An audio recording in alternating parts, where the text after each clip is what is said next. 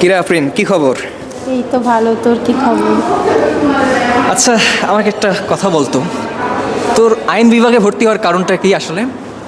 কারণ আবার কি, আইন বিভাগে পড়ে লয়ার, অ্যাডভোকেট, ব্যারিস্টার হসাই তাই পড়ছি। তাই? আচ্ছা, অবশ্যই। তুই কি জানিস লয়ার, অ্যাডভোকেট এবং ব্যারিস্টারদের মধ্যে পার্থক্যটা কি? না, তুই বল। চলুন প্রিয় দর্শক, আজকে আমরা জেনে নেই অ্যাডভোকেট, লয়ার এবং ব্যারিস্টারের মধ্যে পার্থক্য। আইন বিষয়ে ডিগ্রি অধিকারীদেরকে বলা হয় লয়ার। 4 বছরের এলএলবি অনার্স কিংবা 2 বছরের পাস কোর্স করলেই তাদেরকে লয়ার বলা হয়। কিন্তু তাদের রেজিস্ট্রেশন একটাই, তারা কোর্টে তাদের ক্লায়েন্টদের রিপ্রেজেন্ট করতে পারবে না। এবারে আমরা জানব অ্যাডভোকেট সম্পর্কে। লয়াররা যখন বার কাউন্সিল পরীক্ষার মাধ্যমে এনরোলমেন্ট হয় তখন তাদেরকে বলা হয় অ্যাডভোকেট, এবং অ্যাডভোকেটরা কোর্টে তাদের ক্লায়েন্টদেরকে রিপ্রেজেন্ট করে। সুতরাং আমরা বলতে পারি প্রত্যেকটা অ্যাডভোকেট লয়ার, কিন্তু প্রত্যেকটা লয়ারই অ্যাডভোকেট না।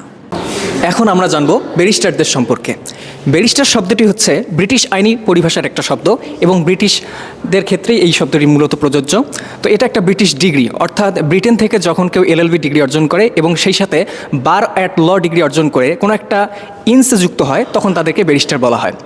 তো বাংলাদেশে প্র্যাকটিস করতে গেলে কিন্তু তাদেরকে আবার অবশ্যই বার কাউন্সিলে এনরোলমেন্ট হতে হবে, এবং সেই সাথে আপনারা হয়তো একটা প্রবণতা দেখান যে শুধুমাত্র ব্যারিস্টাররাই সুপ্রিম কোর্টে প্র্যাকটিস করতে পারে। এরকমটা না প্রিয় দর্শক, যে কোনো অ্যাডভোকেটাই কিন্তু সুপ্রিম কোর্টে তাদের যে শর্তগুলো রয়েছে সেগুলো পূরণ করে প্র্যাকটিস করতে পারবেন। ব্যারিস্টারিটা হচ্ছে একটা বিশেষ ডিগ্রি, যেটা কিনা একটা বিদেশি ডিগ্রি, এবং বাংলাদেশে এটাকে সম্মানজনক একটা পদ হিসেবে বিবেচনা করা হয়।